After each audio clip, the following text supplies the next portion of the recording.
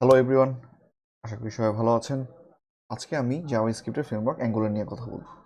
অ্যাঙ্গুলারের নাম আমরা কম বেশি সবাই জানি। অনেকের মতো অ্যাঙ্গুলার অনেক কঠিন এবং কষ্টসাধ্য। আমি চেষ্টা করবো অ্যাঙ্গুলারটাকে সহজ করে আপনাদের মাঝে উপস্থাপন করা। আচ্ছা, প্রথমেই যে কোশ্চেনটা মাথায় আসে সেটা হচ্ছে অ্যাঙ্গুলার কী এবং আমরা অ্যাঙ্গুলার কেন শিখব। আমরা যদি মডার্ন অ্যাপ্লিকেশনের কথা বলি বা মডার্ন অ্যাপ্লিকেশন যে ফ্রন্ট এন্ড ডেভেলপ করার জন্য যে জাভাস্ক্রিপ্টের যে ফ্রেমওয়ার্ক বা লাইব্রেরি ইউজ করা হয় তাদের মধ্যে অ্যাঙ্গুলার হচ্ছে অন্যতম। আমরা এই ফ্রন্ট এন্ড ডেভেলপ করার জন্যই অ্যাঙ্গুলারটাকে ব্যবহার করি। অ্যাঙ্গুলার বা ফ্রন্ট এন্ড ডেভেলপ করা হয় এইচটিএমএল, সিএসএস, জাভাস্ক্রিপ্ট বা টাইপস্ক্রিপ্ট দিয়ে। তো টাইপস্ক্রিপ্ট কি? টাইপস্ক্রিপ্ট হচ্ছে জাভাস্ক্রিপ্টেরই সুপারসেট। মানে হচ্ছে জাভাস্ক্রিপ্টের যে জিনিসগুলো আছে টাইপস্ক্রিপ্ট সেগুলো তো সাপোর্ট করেই, যাতে additionally enums, generics, object oriented programming, interface, classes, এই বিষয়গুলো টাইপস্ক্রিপ্ট সাপোর্ট করে। আর সবচেয়ে বেশি যেই সুবিধার টাইপস্ক্রিপ্ট আমাদেরকে দিয়েছে সেটা হচ্ছে স্ট্রিক্টলি টাইপ ডেফিনিশন। তো অ্যাঙ্গুলার কেন শিখবো? অ্যাঙ্গুলার আর্কিটেকচারটা অনেক clean. Enterprise level application develop করার জন্য আমার কাছে মনে হয় যে অ্যাঙ্গুলারটা অনেক স্ট্রিক্টলি আর্কিটেকচারাল ডিজাইন করা থাকে, যেটা ইজিলি আমরা হ্যান্ডেল করতে পারি। আর এটার অনেক ইনবিল্ট প্যাকেজেস থাকে, যার মাধ্যমে আমরা অনেক ফিচার যেটা হচ্ছে অ্যাঙ্গুলার কাছ থেকেই পাই। আমাদের অ্যাডিশনালি কোনো থার্ড পার্টি প্যাকেজ ইনস্টল করা লাগে না। সবচেয়ে মজার বিষয় যে অনেক রিউজেবল কোড ইউজ করা যায়। আমরা যদি একটু চিন্তা করি, এন্টারপ্রাইজ লেভেল অ্যাপ্লিকেশন বা মডার্ন অ্যাপ্লিকেশন অ্যাটলিস্ট দুইটা পার্ট থাকে, একটা হচ্ছে ফ্রন্ট এন্ড, একটা হচ্ছে back end. Front end part হচ্ছে সেই পার্টটা যেটা হচ্ছে ইউজারের সাথে ইন্টারাকশন করা হয়, যেমন কোনো কিছু ফর্ম ফিল আপ করা অথবা কোনো বাটন ক্লিক করলে কোনো একটা কাজ হওয়া। এই যে ফ্রন্ট এন্ড পার্টটা বা হচ্ছে যেই পার্টটা আমরা দেখতেছি বা ইউজারের সাথে ইন্টারাক্ট করা হচ্ছে, এই পার্টটাই মূলত অ্যাঙ্গুলার দিয়ে ডেভেলপ করা হয়। আর ব্যাক এন্ড যে পার্টটা সেটা হচ্ছে সার্ভার সাইড বিভিন্ন ল্যাঙ্গুয়েজ দিয়ে তৈরি করা হয়। তো এই ফ্রন্ট এন্ড পার্ট এবং ব্যাক এন্ড পার্টের মধ্যে যে কমিউনিকেশন করা হয় সেটা হচ্ছে রেস্ট এপিআই এর মাধ্যমে। তো আমরা যেহেতু হচ্ছে অ্যাঙ্গুলার পার্টটা নিয়ে কাজ করব এবং আমরা কিভাবে রেস্ট এপিআই এর মাধ্যমে কোনো একটা জিনিস ব্যাকএন্ডে পাস করতে পারি বা ব্যাকএন্ডে ডাটাগুলো স্টোর করা যায় বা কোনো সার্ভারের কাছে পাঠানো যায়, এই বিষয়গুলো হচ্ছে আমরা দেখবো এবার। তো দেরি না করে চলুন শুরু করা যাক। আচ্ছা, অ্যাঙ্গুলার ইনস্টল করার জন্য আমাদেরকে দুটো জিনিস লাগবে। একটা হচ্ছে নোড ইনস্টল করতে হবে আমাদের এনভায়রনমেন্টে বা আমাদের লোকাল পিসিতে, অ্যান্ড হচ্ছে অ্যাঙ্গুলার সিএলআই। আচ্ছা, নোড ইনস্টল করার জন্য আমাদের এই নোড js.org ওয়েবসাইটে যদি যাই, তাহলে আমরা দেখতে পারবো যে দুইটা ভার্সন থাকে, একটা হচ্ছে কারেন্ট ভার্সন, একটা হচ্ছে রিকমেন্ডেড ফর মোস্ট ইউজার্স। আমরা সবসময় এই ভার্সনটাকে ইনস্টল দিব, কারণ কারেন্ট যে ভার্সনটা থাকে এটা অনেক সময় বাগ থাকে বা স্টেবল থাকে না, এই কারণে রিকমেন্ডেড ফর মোস্ট ইউজার যে ভার্সনটা আছে এটাকে ইনস্টল দেবো। আমার পিসিতে অলরেডি ইনস্টল করা আছে, এই কারণে আমি ইনস্টল করলাম না। এরপর আমাদেরকে যেটা করতে হবে, আমাদেরকে অ্যাঙ্গুলার সিএলআই ইনস্টল করতে হবে। আমরা যদি angular.io এই ওয়েবসাইটে যাই, এটা হচ্ছে অ্যাঙ্গুলারের অফিসিয়াল ওয়েবসাইট। এখানে গেলে এইখানে হচ্ছে ইনস্টল দ্য অ্যাঙ্গুলার সিএলআই বলা আছে। তো এই কমান্ডটাকে যদি আমি কপি করি, তো আমি এরপরে যেটা আমাকে করতে হবে, টার্মিনাল ওপেন করে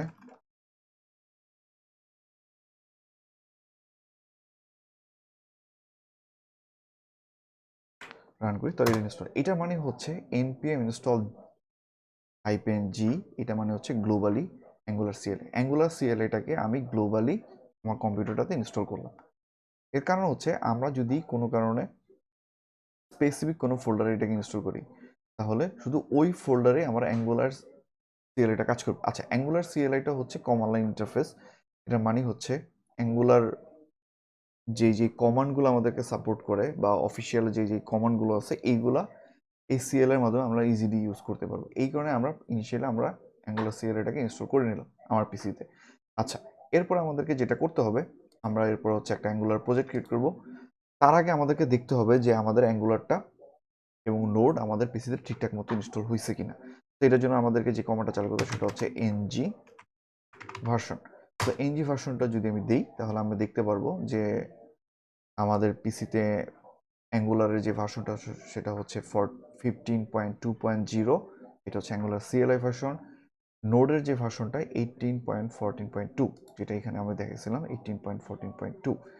তো আমার কম্পিউটারে বা আমার লোকাল পিসিতে অ্যাঙ্গুলার এবং নোড দুটি আমার অলরেডি ইনস্টল ডান। এখন যে আমাকে যেটা করতে হবে, একটা নতুন প্রজেক্ট ক্রিয়েট করতে হবে। তো আমরা একটা ফোল্ডারে যাই, আমরা যদি এখন আমি এখন এখানেই ক্রিয়েট করি। আমি যদি তো আমি একটা করলাম, আমি একটা ফোল্ডার করে নিই।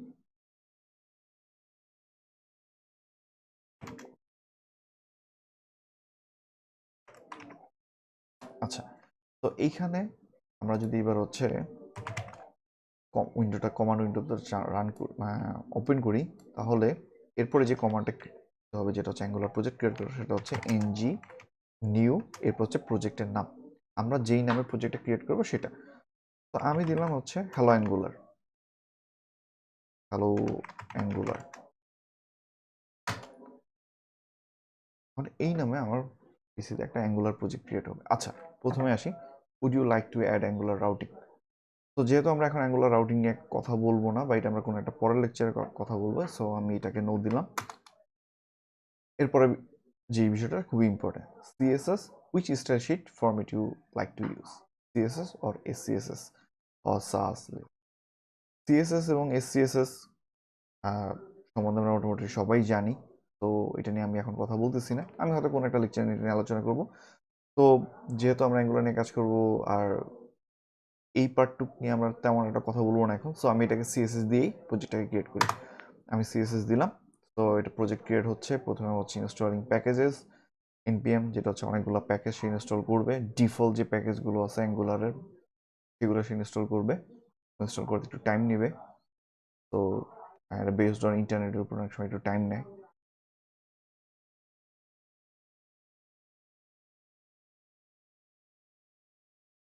আচ্ছা, আমাদের প্রজেক্ট ক্রিয়েট করা শেষ। সো হ্যালো অ্যাঙ্গুলার নামে আমাদের অলরেডি প্রজেক্ট ক্রিয়েট হয়ে গেছে। আমরা যদি এখন হচ্ছে আমাদের অ্যাঙ্গুলার প্রজেক্ট ফোল্ডারটাতে যাই, তাহলে আমরা হ্যালো অ্যাঙ্গুলার প্রজেক্টই দেখতে পারবো। আচ্ছা, আমরা মোটামুটি সব কিছু এটা অফ করে দিলাম, এই টার্মিনালটা অফ করে দিই। এরপর হচ্ছে আমরা যদি হ্যালো অ্যাঙ্গুলার ফোল্ডারটাতে যাই, তারপর হচ্ছে সিএমডি, এখন হচ্ছে আমি প্রজেক্টটা ভিএস কোড ওপেন করবো। আমি অলরেডি ভিএস কোডটা ইনস্টল করে নিছি। তো আপনারা যারা ভিএস কোডে কাজ করেন, সো ভিএস কোড ইনস্টল করে নিয়ে, অথবা সাবলাইম বা যেই যে এডিটর পছন্দ করেন সেই এডিটর রান করে নিয়ে। সো আমরা এবার প্রজেক্টটা ওপেন করি।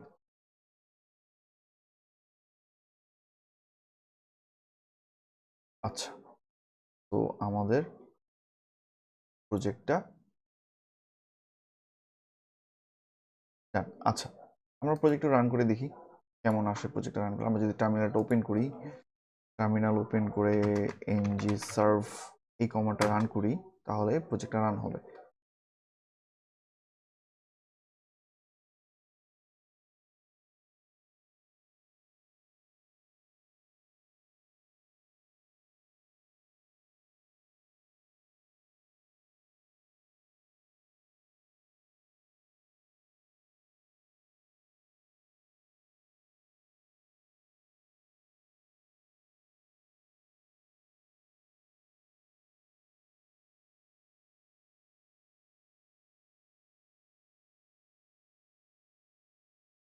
ওকে, আমাদের প্রজেক্টটি অলরেডি রান হয়েছে। আমরা কোন লিঙ্কে গেলে প্রজেক্টটা ওপেন করতে পারবো বা দেখতে পারবো, এখানে এইখানে এটা বলা আছে, angular live development server is listening on port local host 4200। তো আমরা যদি এবার হচ্ছে লোকাল হোস্ট 4200-তে যাই, তাহলে আমি দেখতে পারবো এই যে প্রজেক্টটা রান হয়ে গেছে অলরেডি, শেষ। Hello angular app is running. তো এই হলো অ্যাঙ্গুলার একটা প্রজেক্ট ইনস্টল করা এবং রান করা। সো আমাদেরকে কী কী জিনিস লাগে, প্রথম হচ্ছে নোড ইনস্টল করতে হয়, আর হচ্ছে অ্যাঙ্গুলার সিএলআই দিয়ে আমি একটা প্রজেক্ট ক্রিয়েট করলাম। সো আমার অ্যাঙ্গুলার সিএলআইটা ইনস্টল থাকা উচিত। এই দুইটা জিনিস মোটামুটি সেট আপ করে ফেললে আমরা একটা ইজিলি অ্যাঙ্গুলার প্রজেক্ট রান করতে পারি। এরপরের পর্বে আমরা দেখব কিভাবে অ্যাঙ্গুলার প্রজেক্ট নিয়ে কাজ করতে হয়, এবং এর যে আদার যে ফিচারগুলো আছে, যে এই ফোল্ডারগুলো কি, কোনটা দিয়ে কি বোঝানো হয়, এই জিনিসগুলো নিয়ে আমরা নেক্সট লেকচারে আলোচনা করব। Thank you.